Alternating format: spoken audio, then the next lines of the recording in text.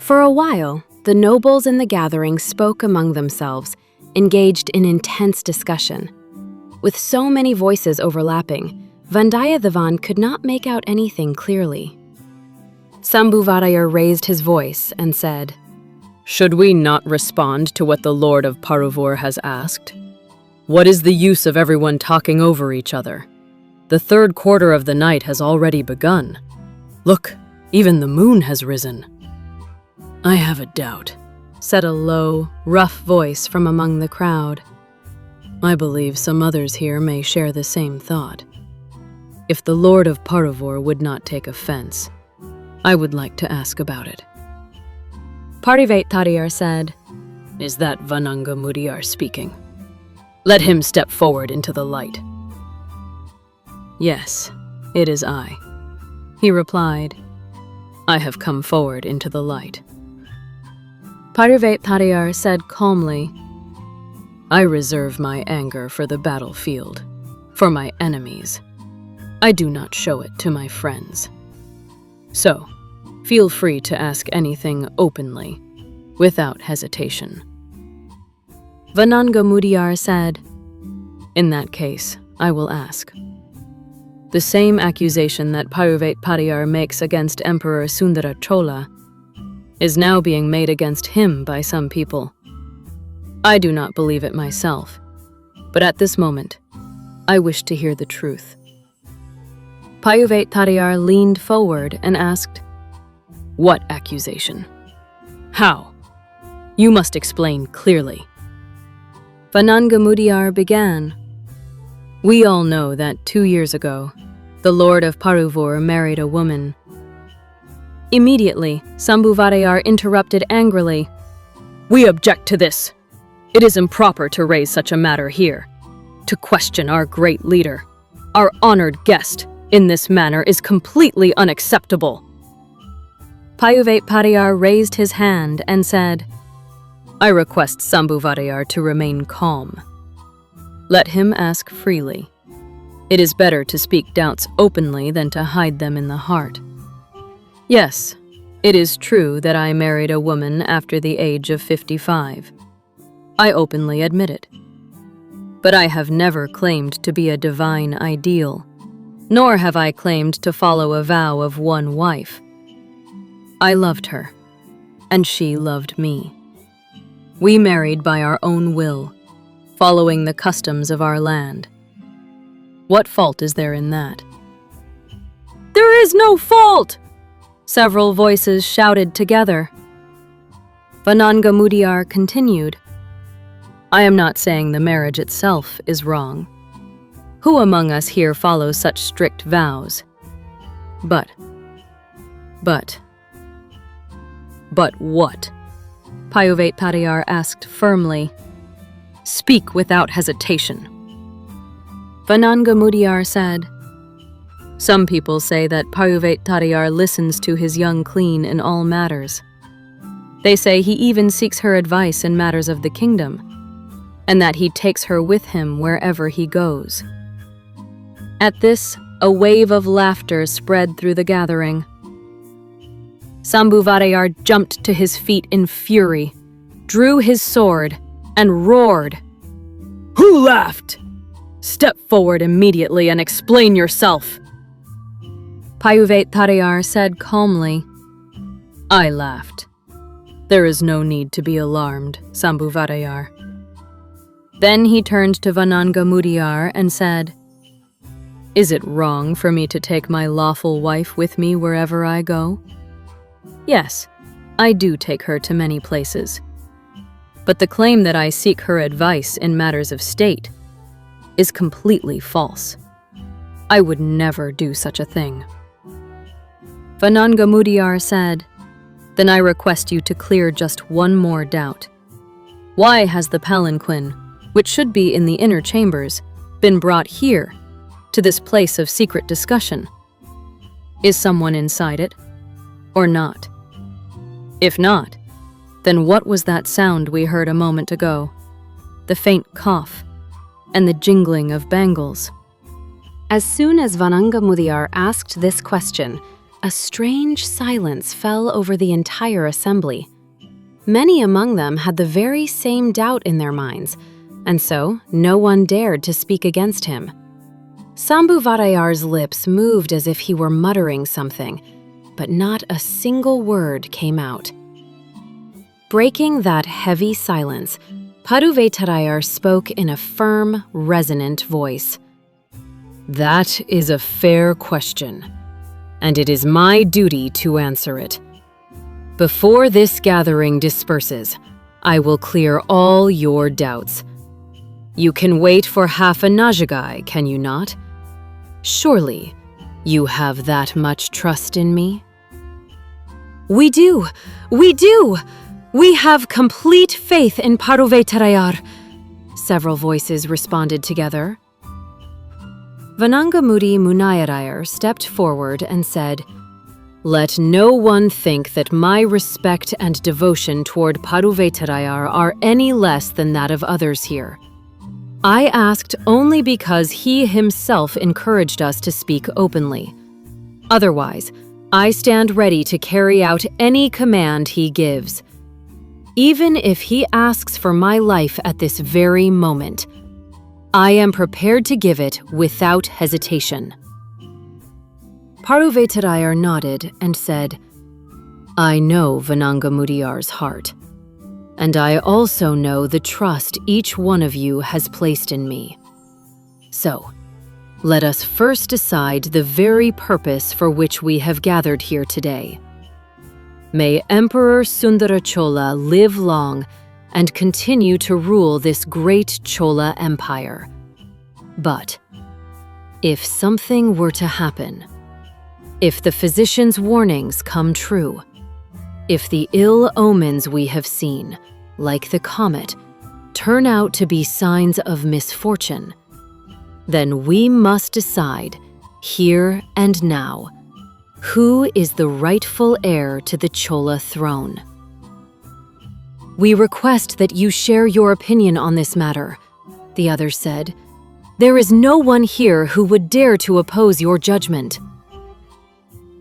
Pazhuvettaraiyar replied, "That is not right. Each one of you must think carefully and express your own opinion. Let me remind you of a few events from the past. Kandaradita Devar, a great warrior, a wise ruler, and a noble soul, passed away unexpectedly 24 years ago. At that time, his son Madhurantaka was just a 1-year-old child. So, before his passing, he declared that his younger brother Arinjaya should take the throne. This was conveyed to us by his queen, Sembian Madevi. Following his wish, we crowned Arinjaya Chola as the emperor. But fate had other plans. Arinjaya ruled for barely a year. Arinjaya's eldest son, Parantaka Sundarachola, was then a young man of 20. For the good of the kingdom, the ministers, chieftains, and leaders gathered and decided to crown him. There is no reason for anyone to regret that decision, because until 2 years ago, Sundarachola ruled the kingdom with justice and wisdom. He respected us, sought our advice, and governed well. Under his rule, the Chola Empire grew stronger and more prosperous. But now, his health has become a matter of concern. So the question arises, who is the rightful heir? Madhurantaka, the son of Kandaradita Devar, has now come of age. He is capable of ruling the kingdom. In knowledge, character, devotion, and virtue, he is worthy in every way. Then there is Aditha Karikalan, the son of Sundarachola, only a year younger than him. He now serves as the commander of the Northern Army in Kanchi. Between these two, Who should ascend the throne? What does lineage say? What does Dharma say? What does tradition say? Should the son of the elder brother rule? Or should the grandson of the younger brother take the throne? Each one of you must speak your thoughts openly. Sambhuvarayar stood up and declared firmly, Madhurantaka, the son of the elder brother, is the rightful heir. That alone is justice. That alone is Dharma. That is the proper order. My opinion is the same. I agree as well. One by one, everyone in the gathering voiced their support. Pazhuvettaraiyar then spoke with rising intensity. Your opinion is my opinion. The throne rightfully belongs to Madhurantaka. But are we ready to fight for that right? Are we prepared to sacrifice our bodies, our wealth, even our lives? At this very moment, are we ready to swear an oath at the feet of Goddess Durga and commit ourselves to this cause? A brief silence fell over the gathering. Then Sambhuvarayar spoke. We are indeed ready to take such an oath, with the divine as our witness.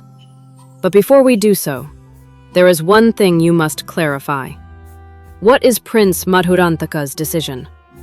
Is he willing to ascend the throne and take on the responsibility of ruling? We have heard that the son of Kandaradipta Devar has turned away from worldly life and is deeply devoted to Lord Shiva. Many say he has no desire for the throne.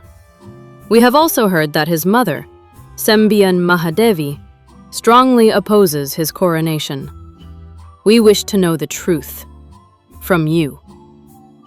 Pazhuvettaraiyar replied, A valid question, and asked at the right moment.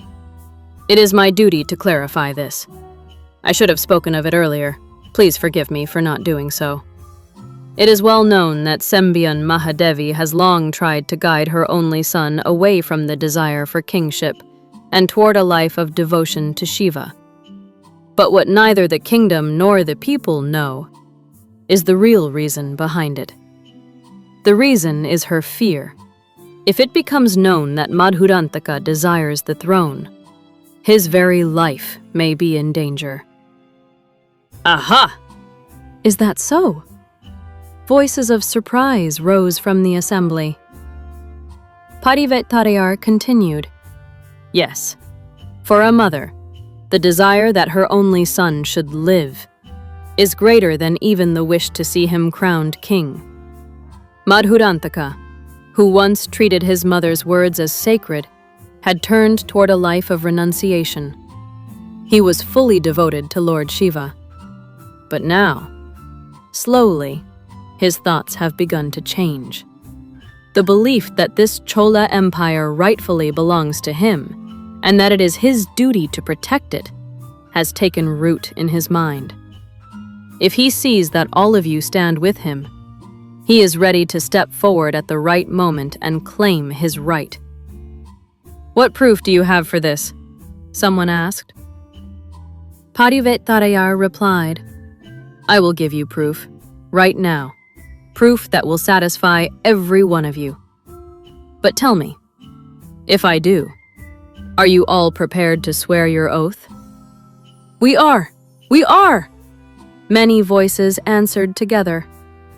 Does anyone still have any doubts? He asked. None. None at all, came the reply. Then, here is the proof, said Pazhuvettaraiyar.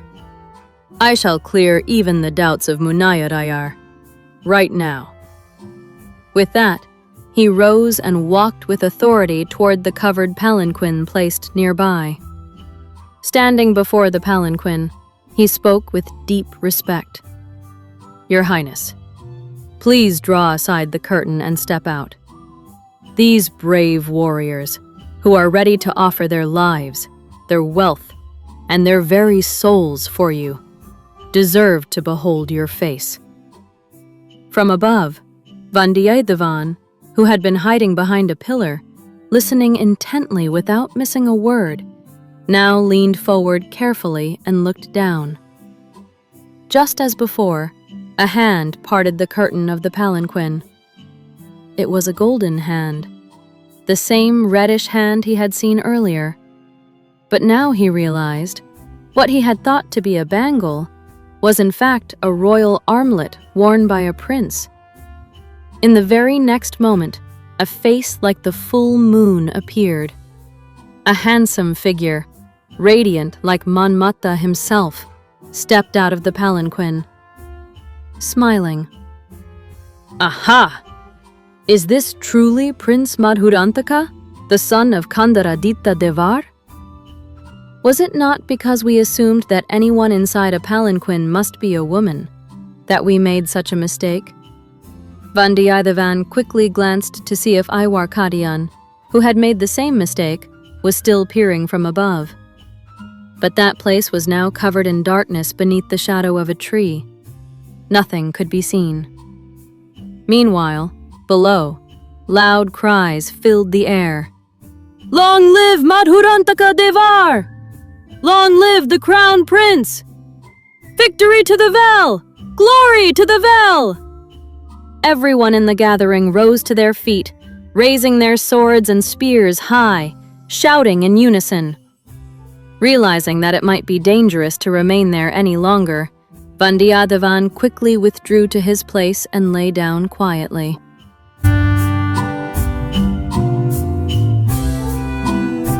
Hi everyone, if you enjoyed this episode, please like and share this video. Drop your thoughts in the comments below and don't forget to subscribe for the next chapter of Ponniyin Selvan.